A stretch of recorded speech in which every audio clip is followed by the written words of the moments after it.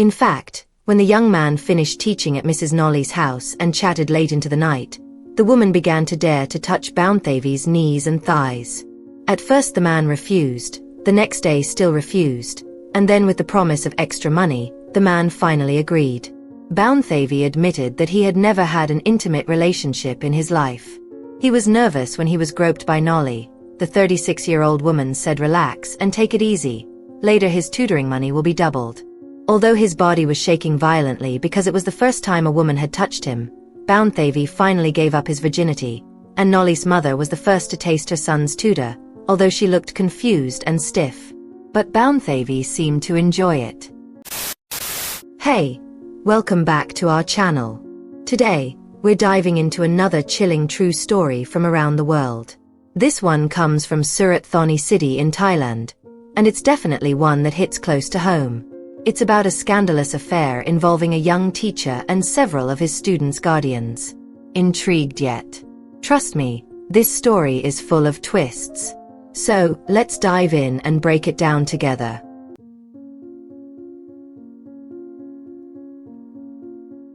Before we jump into the story, make sure to like, comment, subscribe, and share this with your friends. The more, the merrier. Now, let's get into it. Today, we're heading to Surat Thani, a beautiful seaside city in Thailand, full of stunning views and vibrant culture. Let me introduce you to a man named Bounthavy, born in 1991, from the Tulat Yai area. He's a smart, hard-working guy who's always been obedient to his parents. In 2010, Bounthavy earned a scholarship to study education at university, graduating 4.5 years later. After graduation, he worked as a tutor in the capital before he got a call for a teaching job as a substitute at an elementary school in Surat Thani City. He taught English and also served as the deputy guidance teacher. Although his university studies were close to what he was doing, this was a whole new experience for him. At first, Bounthavy struggled to adapt to the large class sizes and the new work environment. But by December 2015, he had found his rhythm and became a favorite teacher at the school. Part of the reason. His good looks, which were definitely a hit with the parents who came to pick up their kids. Principal Manavone mentioned that while the tuition fees were higher than other schools in the area, it was worth it. The quality of the teachers and the facilities were top-notch. Bounthavy's inclusion in the school only added to that, with expectations for more creative extracurricular activities, as most of the other teachers were getting older. Students loved his teaching style. They found it engaging, and the additional activities sparked their curiosity. Their minds were growing, and they weren't dreading going to school. In August 2016, Bounthavy received recognition from his school foundation and the parents, which was a huge honor. Even though his salary wasn't as high as other teachers at the time, he loved his work because it was his passion.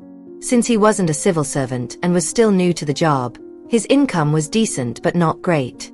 As an elementary school teacher, he taught a range of subjects, but the school allowed him to take on private tutoring outside of school hours, if any students were interested. That's where Nolly comes in. She hired Bounthavy to tutor her daughter in English and math. Her daughter, an 11-year-old fifth grader at the school, was doing great in Bounthavy's class.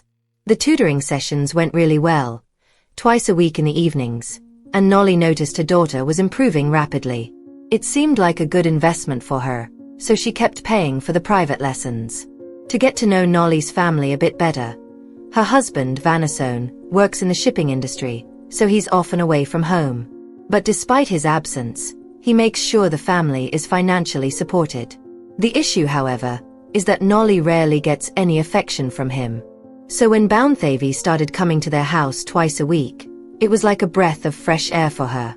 Not only did he bring new energy to the home, but his youthful presence was a welcome change in an area where most private tutors were either older men or stay-at-home moms.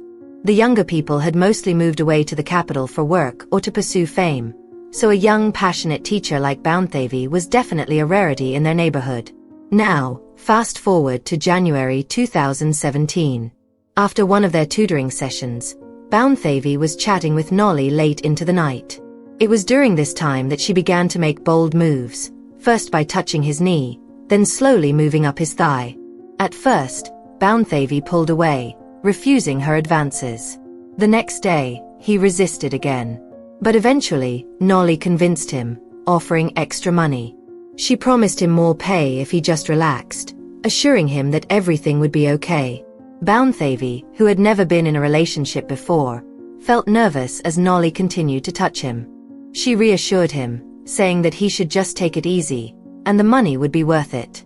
Even though Bounthavy was trembling, overwhelmed by the experience, he gave in, losing his virginity to Nolly. She was the first woman to take that from him, though she seemed a little awkward about it.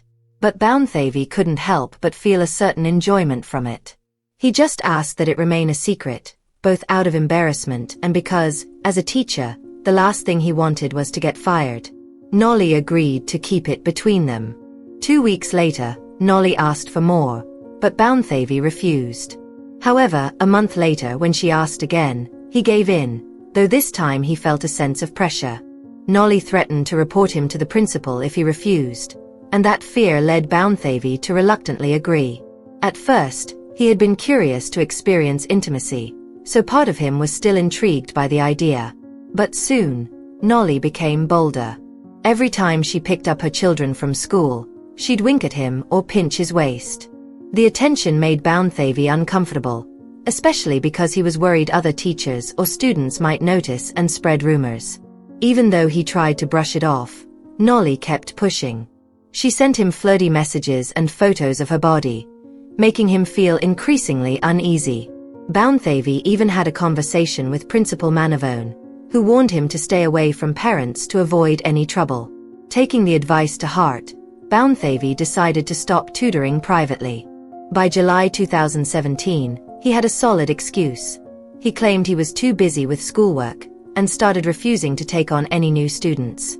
He even blocked Nolly's calls and messages, cutting ties with her completely.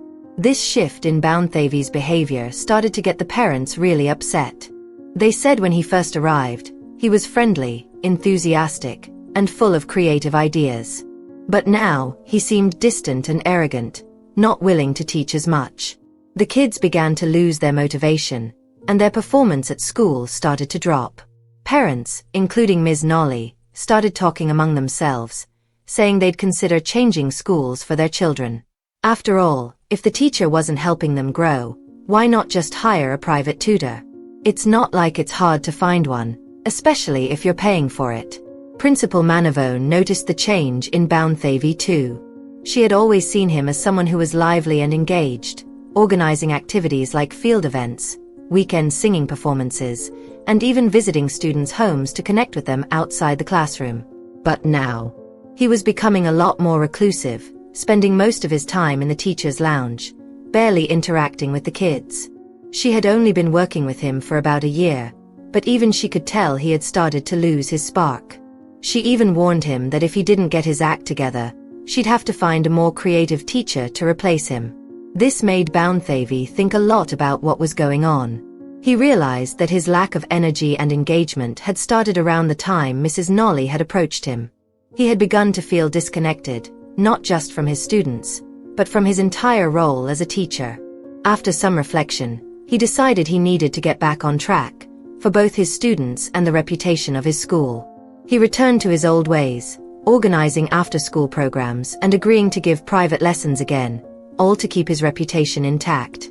By October 2017, Bounthavy was back to tutoring privately, including lessons for Mrs. Nolly's children. Her daughter was now in grade 6 and gearing up for her final exams. This time, the lessons were more intense, focusing on all subjects in preparation for the national exam. However, Mrs. Nolly's behavior didn't change. She started to touch Bounthavy again, and this time, he didn't feel like he could refuse. She was a well-known figure in the community, and she'd pay him twice what he made in a month, so Bounthavy started to enjoy the extra attention. He figured it was a win-win for both of them, though it was still nerve-wracking, especially with her husband Vanessone, returning from his trips in January 2018. If Vanessone caught wind of what was happening, Bounthavy knew he'd be in serious trouble. But things took a surprising turn in early February 2018. When her husband left on another sailing trip, Mrs. Nolly made Bounthavy an offer that completely caught him off guard. She, along with 4 other mothers from the school, invited him to a private adult party at a hotel, offering him 5 times his monthly salary. The women were all attracted to him and had heard about his relationship with Nolly.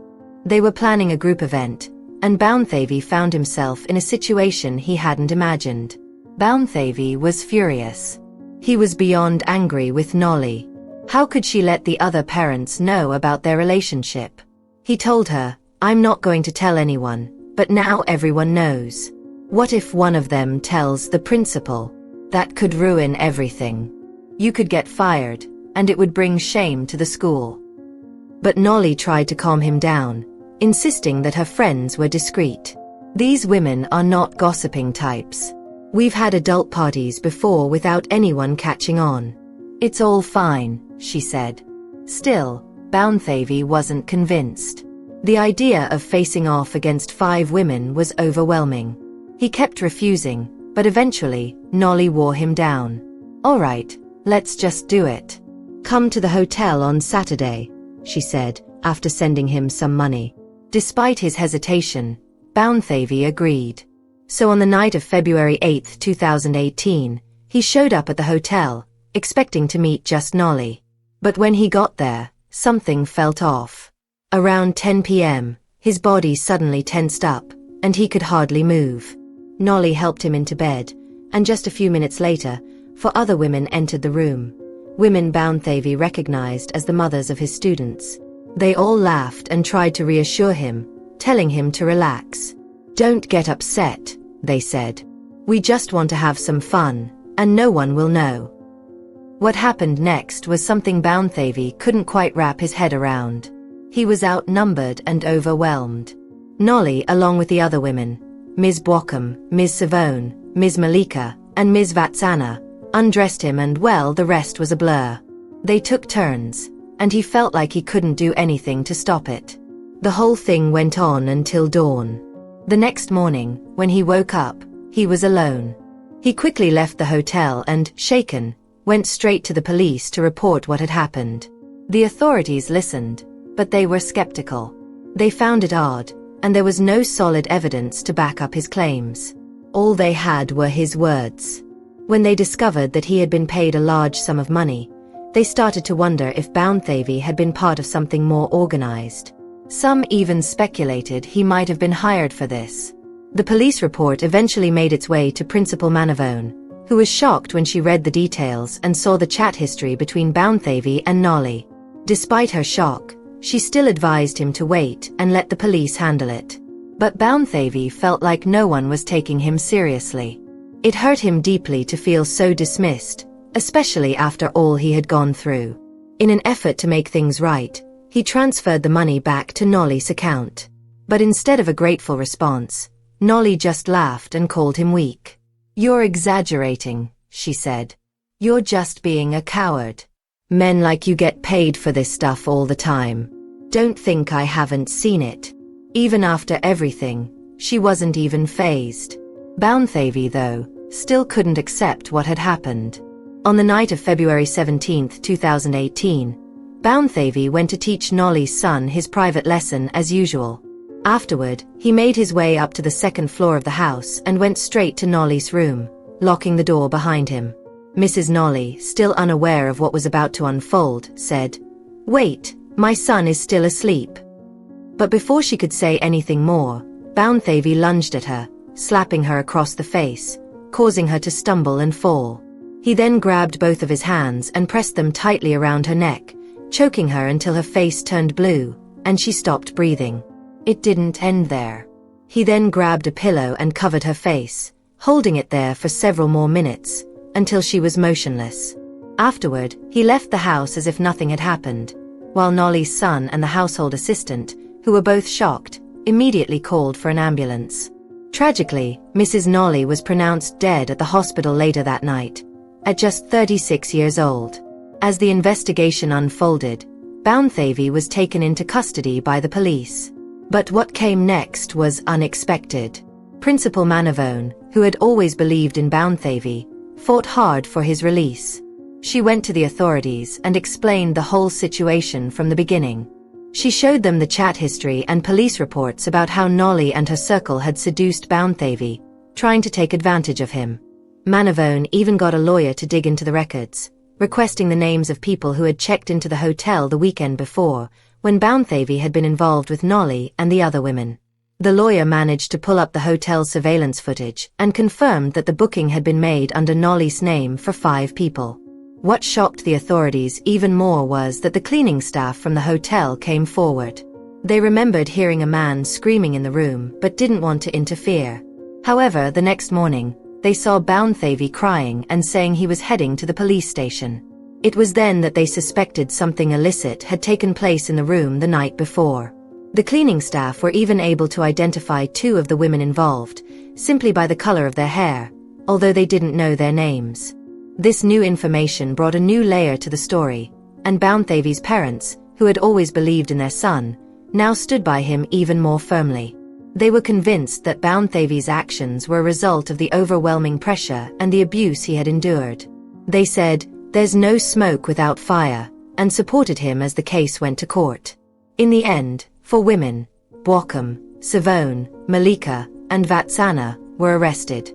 When they were questioned separately, 2 of them admitted to their involvement, while the others only confessed after being brought together. All of them claimed that it was Nolly who had orchestrated the whole thing. She had invited them to the hotel, saying that Bounthavy was easy, and that they should all pay him for his time. The money they raised amounted to almost 6 times Bounthavy's monthly salary, though only half of it was actually transferred to him. The women also later revealed that Nolly had drugged Bounthavy on the night of the incident, making it impossible for him to resist. They admitted that what had happened was wrong and that they were ready to face the consequences of their actions. Even more shocking was the testimony of a man named Zasavang, who came forward in court and claimed he had also been tricked by the same group of women, who drugged his drinking water.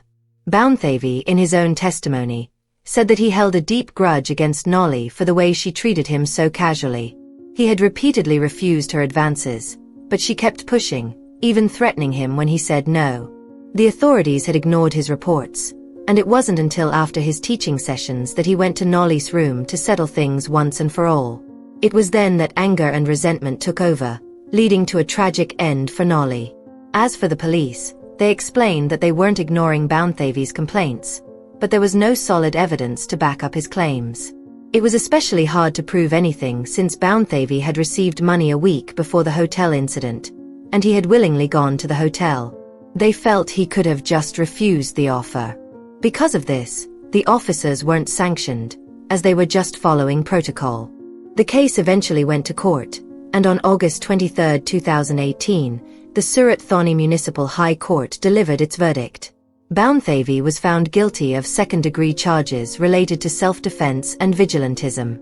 The 26-year-old was sentenced to 7 years in prison, with the possibility of being released on bail after serving at least 4 years. Meanwhile, Bwakam, Savone, Malika, and Vatsana were convicted of defilement and misconduct, each receiving a 30-month prison sentence. What lessons can we learn from this story?